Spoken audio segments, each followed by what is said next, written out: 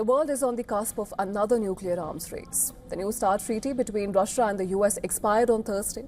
It was the last bilateral deal between them, keeping their nuclear arsenals in check. Without it, there's nothing stopping them from building more and bigger nuclear weapons, taking the world all the way back to the Cold War era.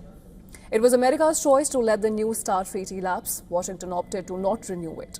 Despite Moscow saying that it was willing, Russia hosted a summit of the Organization for Security and Cooperation in Europe on Friday. During the summit, Russia's Foreign Minister Sergei Lavrov said that Moscow was preparing for anything, but it prefers a negotiation. As you know, the Strategic Arms Reduction Treaty expired yesterday, creating a vacuum.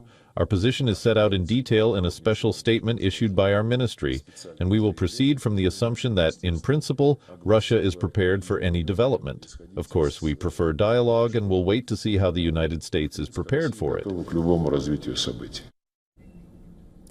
Now, despite Russia's apparent willingness to enter nuclear talks, the US has been firm that it does not want just a bilateral pact.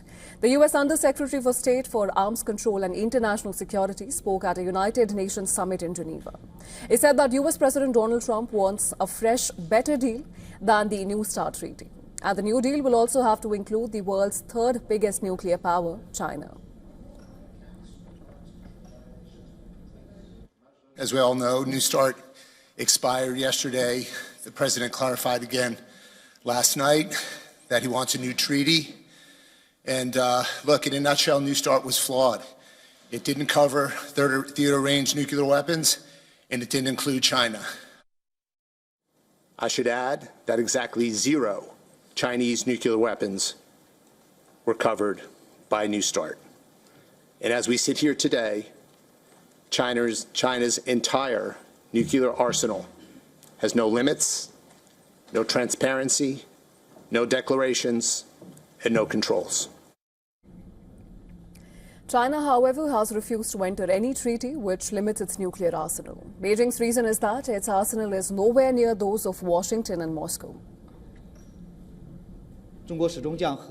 China's nuclear capabilities are of a totally different scale as those of the United States and Russia, and Beijing will not participate in nuclear disarmament negotiations at this stage.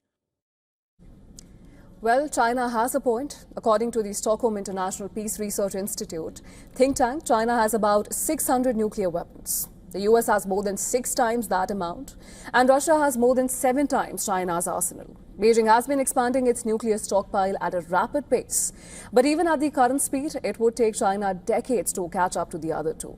But it seems the US doesn't want to risk even the possibility of China having a comparable number of nukes, which is why Trump doesn't want another arms control treaty that doesn't include Beijing.